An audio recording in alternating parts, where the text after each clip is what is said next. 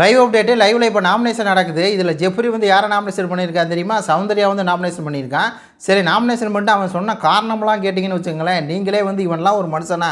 இவ்வளோ நாள் வந்து சௌந்தர்யா கூட சுற்றிக்கிட்டு அவங்க பண்ண ஒரு தப்பை சொல்லிட்டாங்க அப்படிங்கிறதுக்காக இந்த அளவுக்கு வந்து கேவலமாக பேசுகிறானே அப்படின்னு சொல்லி நீங்களே சொல்லுவீங்க.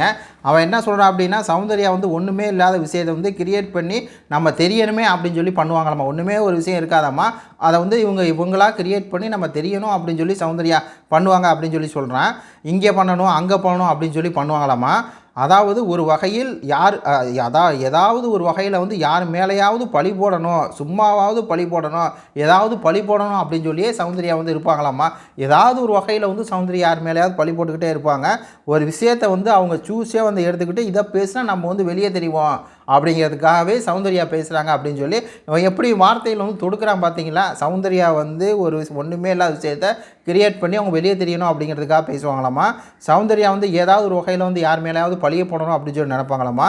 சௌந்தர்யா ஒரு விஷயத்தை வந்து சூஸ் பண்ணி அந்த விஷயத்தை பேசினா நம்ம வெளியே தெரியும் அப்படிங்கிறதுக்காக பேசுவாங்க அப்படின்னு சொல்லி எந்த அளவுக்கு வன்மத்தை கொட்டி வைக்கிறான் பாருங்கள். தெரியுதுங்களா? இதுதான் ஜெஃப்ரியோட உண்மை முகம்.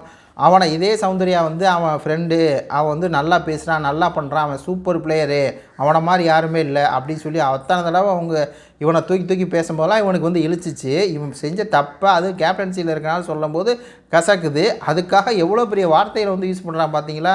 இதுக்கு நம்ம என்ன சொல்கிறது? துரோகின்னு சொல்ல முடியுமா? என்ன ஏதோ ஒரு எப்படி சொல்கிறதுனா, கூட இருந்தே குழி பறிக்கிறது இவன் தான். ஒரு விஷயம் வந்து இவன் மேலே தப்பு சொல்லிட்டாங்க அப்படிங்கிறதுக்காக இந்த அளவுக்கு பேசுகிறான். அதே மாதிரி ஒஸ்ட் பர்ஃபார்மர் இவன் சௌந்தர்யா கொடுத்தான்ல, அதெல்லாம் விடுங்க. இவன் வந்து என்னென்னா இவனுடைய ஒட்டுமொத்த முகத்திரை வந்து கிழிஞ்சிருச்சு. இதுக்கு மேலே பாருங்கள், இவனுக்கு வந்து ஓட்டுகள் வந்து வராது. சரிங்களா? இப்போ இவன் பக்கத்தில் இதுவரை இவன் சைடு இருக்க நெகட்டிவ் வெளியே வராத காரணமே, இப்போ முத்துக்குமரனாக இருக்கட்டும், சௌந்தர்யா இருக்கட்டும், ஜாக்லினாக இருக்கட்டும், இவன் சின்ன பையன் சொல்லி இவனை வந்து என்ன ஒரு அப்படியே விட்டுக்கிட்டே இருந்தாங்க. ஆனால் இப்போ அவனோட உண்மை முகம் வெளியே வந்ததுனால இப்போ அவனுக்கு ஓட்டு குறையும் அப்படிங்கிறது அப்பட்டமாக தெரியுது. உங்கள் கருத்துக்களை வந்து பதிவு பண்ணுங்கள். நன்றி, வணக்கம்.